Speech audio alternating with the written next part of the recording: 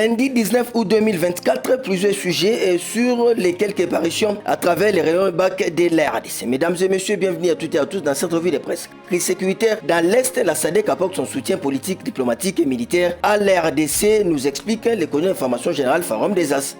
Le chef d'État et de gouvernement de la communauté de développement de l'Afrique australe SADC ont renouvelé leur soutien à la République démocratique du Congo face à la crise sécuritaire dans sa partie orientale. C'est ce qu'a annoncé la ministre d'État aux Affaires étrangères congolaise Thérèse Kayikwamba à l'issue du 44e sommet de l'organisation sous-régionale qui s'est tenu le 17 août à Harare au Zimbabwe. Selon Mme Kayikwamba, les dirigeants de la SADC ont apporté leur appui politique, diplomatique et militaire à la RDC pour faire face aux groupes armés sévissant dans les provinces de l'Ituri et du Nord Kivu. Plusieurs décisions majeures ont été prises dans ce sens.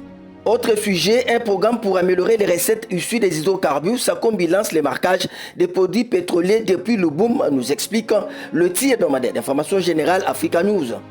Dans la page intérieure de notre confrère, nous pouvons lire à son arrivée dans la capitale cryptifère, le ministre va procéder mardi à la base CEP Congo de Mbaché au lancement officiel du programme de marquage moléculaire des produits pétroliers. La cérémonie sera suivie d'une séance de sensibilisation des entreprises minières. C'est lundi, la journée du ministre Sakombi sera marquée par la visite d'installation du programme de marquage moléculaire MAMO des produits pétroliers, notamment l'avant-midi au bureau, à l'entrepôt dans les sites de marquage MAMO, au dépôt UP United Petroleum et les sites du péage de Kimbembe.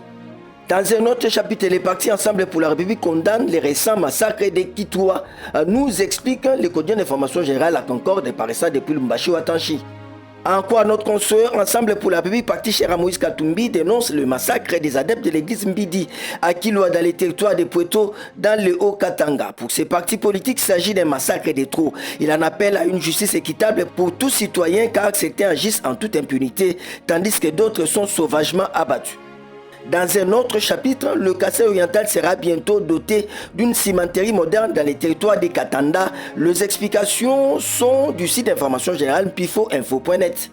Le territoire des Katanda dans la province du Kassai oriental va accueillir ces 24 août les travaux de la construction de la cimenterie de la société WIH Kassai Cement SAS. C'est ce qui a été rapporté au gouverneur des provinces ce samedi 17 août par un groupe chinois exécuteur du dit travaux. Les études préalables du site ciblé estiment une première phase de production annuelle de plus ou moins 300 000 tonnes. On va terminer avec le site d'information sportif irisfootball.com qui nous informe que l'international congolais Edo Kayembe est en train de réaliser un début de saison 2023-2025 tonitruant avec son équipe de Watford FC en deuxième division anglaise. Il compte déjà 3 buts marqués en 2 matchs. Dans l'après-midi du samedi 17 août 2024 contre Stoke City au Vicarage Road en marque de la deuxième journée, Edo Kayembe a inscrit un doublé lors de la victoire de Watford sur le score de 3 buts à 0. Ça n'est donc fini pour cette revue de presse. On se retrouve demain.